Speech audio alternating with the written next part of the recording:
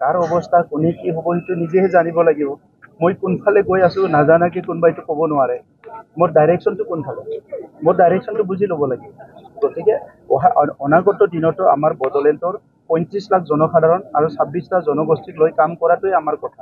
বাকী ৰাজনীতিক উত্থান প্ৰথান কোনোবা আগবাঢ়িব, কোনোবা পিছ পৰিব, কোনোবাই ডাঙৰ ডাঙৰ কথা ক'ব, কোনোবা সৰু সৰু ক'ব, এইবিলাক নাটক চলি থাকিব। আৰু ছাৰ মিত্ৰতা কথাটো কিবা আশা দেখা পাইছে নেকি? সময় আছে আৰু বহুত, হয় না?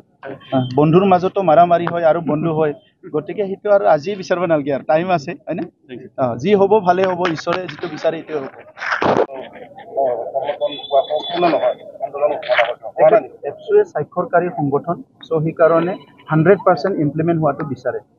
125th এমেণ্ডমেণ্টটো এই পাৰ্লিয়ামেণ্টত হ'ব লাগিছিলে। মই মুখ্যমন্ত্ৰী ডাঙৰীয়া সিদিনা কোৱা দেখিছোঁ, আৰু কেন্দ্ৰীয় চৰকাৰৰ লগতো আলোচনা কৰি ত্ৰিপুৰা বা অইন 9টা আৰু 6 চিডিউল আছে, যিসকলৰ কথাও এই 125th এমেণ্ডমেণ্টত আছে। এই 125th এমেণ্ডমেণ্টটো হৈ গ'লে চব কথা সমাধান হ'ব। গতিকে নিখিল বড়ো ছাত্ৰ সন্থাই আন্দোলন কৰি আহিছে, চুক্তি কৰিছে, তো তেখেতসকলৰ কনচাৰ্ণটো ক'ব। মই চৰকাৰত থাকি চৰকাৰী হিচাপে যি বুজি পাইছোঁ সেইটো কৈছোঁ। শুক্লাই চেৰফাঙত সুজিত নাৰ্জাৰী, আমাৰ কি আছিলে, বীৰ চিলাগাং বসুমতাৰী মিনি ষ্টেডিয়াম 5 কোটি টকাৰ ইয়াৰ আধাৰশিলা ইয়াত স্থাপন কৰা হৈছে। যোৱা বছৰ মই ইয়াত মিটিঙত আহোঁতে ঘোষণা কৰিছিলোঁ, আৰু ইয়াৰ 1 বছৰ আগৰ পৰা শুক্লাই চেৰফাঙৰ বিভিন্ন আমাৰ গ্ৰুপছবিলাক, বিভিন্ন আমাৰ সচেতন মহলৰ পৰা বিভিন্ন গ্ৰুপছবিলাক যাই কৈছিলে এটা ষ্টেডিয়াম লাগে, খেলিবলৈ জেগা নাই। তো সেইকাৰণে যোৱা বছৰ আমি ইনফ্ৰাষ্ট্ৰাকচাৰ গ্ৰাণ্টত লিষ্ট কৰিছিলোঁ, আৰু সেইটো 5 কোটি টকা চেংচন হ'ল। এইবাৰ আমি সেই 5 কোটি টকাৰ দ্বাৰা আমি এই ষ্টেডিয়ামখন নিৰ্মাণ কৰাৰ কাৰণে আজি আধাৰশিলা স্থাপন কৰা হ'ল। ইয়াৰ পিছত বঙালীপাৰাত যোৱা বছৰে তাৰে ৰাইজে কৈছে মেল মিটিং কৰিবলৈ জেগা নাই, তো তাত 1 কোটি টকাৰ এটা অডিটৰিয়াম আজি চেংচন হৈছে, এইটো আজি আধাৰশিলা স্থাপন কৰা হ'ব। আৰু নাওকাটা মিলন হায়াৰ ছেকেণ্ডাৰী আমাৰ উত্তৰ অঞ্চলৰ একমাত্ৰ হায়াৰ ছেকেণ্ডাৰী স্কুল, খুব সুন্দৰ হয়, তাত ৰিজাল্টটো বহুত ভাল। চ' আমি ইয়াত এটা অডিটৰিয়ামৰ দৰকাৰ আছে বুলি আমাৰ প্ৰিন্সিপাল ডাঙৰীয়াই কৈছে। তাত 1 কোটি টকা আমাৰ যিটো নৰ্মেল বাজেটৰ পৰা মই চেংচন কৰি দিম। আৰু ইয়াত মানে 7 crore যিটো অসম চৰকাৰে দি আছে মডেল স্কুল বনোৱাৰ কাৰণে, সেইটো অহা নাই। নেক্সট ফাইনেন্সিয়েল ইয়াৰৰ সেইটো আহিব। তো তালৈকে বিভিন্ন আমাৰ ইনফ্ৰাষ্ট্ৰাকচাৰ দৰকাৰ আছে হিচাপে ইয়াৰ ক্লাছৰুমৰ কাৰণে আৰু 1 কোটি টকা ইয়াত দিয়া হৈছে।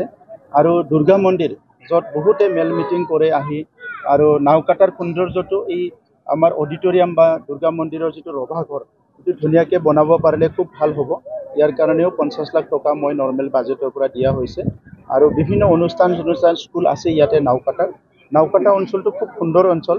এটা সময়ত যেতিয়া আন্দোলন হৈ আছিলে তেতিয়া পৰিৱেশটো বেয়া আছিলে, কিন্তু লাহে লাহেকৈ ইয়াত বড়ো মানুহ, অসমীয়া মানুহ, গোৰ্খা মানুহ, যিমান জনগোষ্ঠী আছে লাহে লাহেকৈ খুব পজিটিভ দিশত আগবাঢ়ি আছে। তো সেইকাৰণে নাওকাটাখন ডেভেলপ কৰাটো আমাৰ সকলোৰে দায়িত্ব।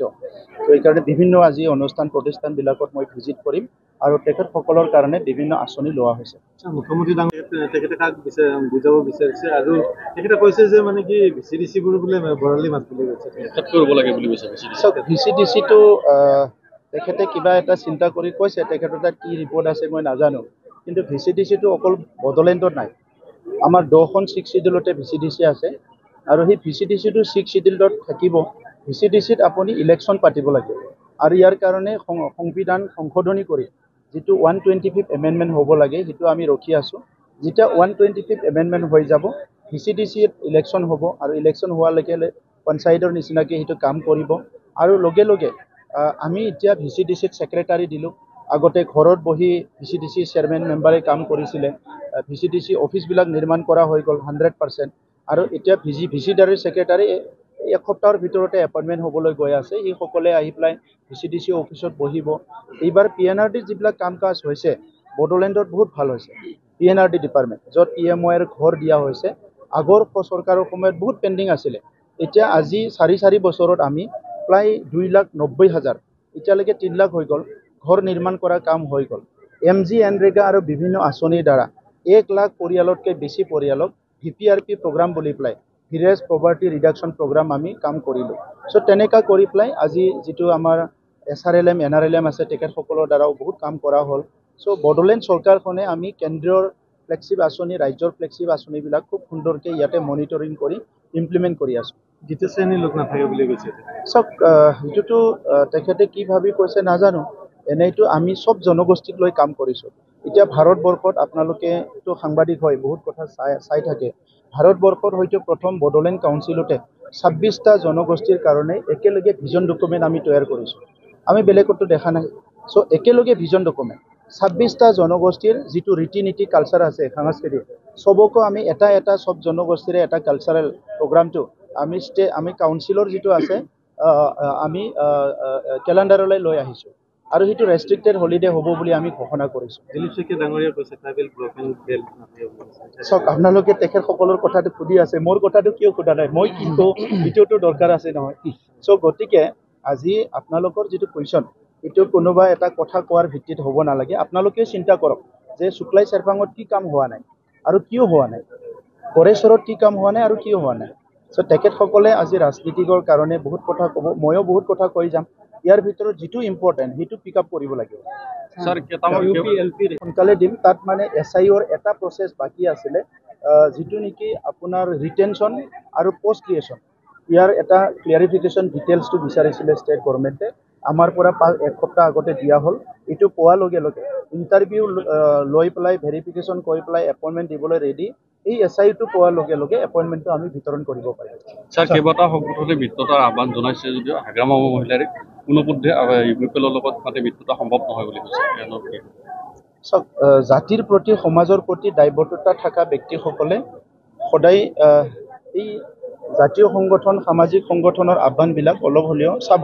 বিবেচনা কৰি যদি আপুনি অকলে ৰাজনীতিৰ কথা ভাবে তেতিয়াতো আপুনি তেনেকুৱা কথাবিলাকে ক'ব আৰু আজি আমিতো মানে অকল ৰাজনীতিৰ ধান্দা কৰি অহা নাই আমি সমাজখন ঠিক কৰিব লাগে অঞ্চলটো ঠিক কৰিব লাগে শিক্ষাটো ঠিক কৰিব লাগে সামাজিক এটা ভাল সুস্থিৰতা আনিব লাগে এই কথাবিলাক গতিকে আজি জাতীয় সংগঠনবিলাকে একত্ৰীকৰণ হোৱা বিচাৰে জাতীয় সংগঠনবিলাকে কথা বাৰ্তা আলোচনা বিলোচনা কৰি আগবঢ়াটো বিচাৰে তাততো একো ভুল কথা হ'ব নোৱাৰে গতিকে আলোচনা বিলোচনা কৰি আগবাঢ়ক চবে কথাটো হয় কি বড়োলেণ্ডত পুনৰ হিংসা হ'ব নালাগে বড়োলেণ্ডত পুনৰ অশান্তি হ'ব নালাগে আৰু কোনো অকলে দায়িত্ব ল'ব নোৱাৰে যে বড়োলেণ্ডটো ময়ে একদিনতে বনাই দিম because Rome was not built in a day যোৱা নিৰ্বাচনত মানে হাগ্ৰাবাৰীত তাৰমানে মিত্ৰতাৰ প্ৰস্তাৱ আগবঢ়াইছিল কিন্তু আপোনালোকে আমিতো গম নাপাওঁ নিৰ্বাচন হৈ গ'ল চৰকাৰ গঠন কৰা হৈ গ'ল এতিয়া মই কোনদিনা মিত্ৰতাৰ আগবঢ়াইছিল কোনদিনা আমাৰ তাত একো তথ্যই নাই চ' আজি এটা নোহোৱা কথা এটাক আনি পেলাই ক'লে কেনেকৈ হ'ব নিৰ্বাচনৰ প্ৰাৰ্থী কেতিয়া ঘোষণা কৰিব টাইম আছে একদম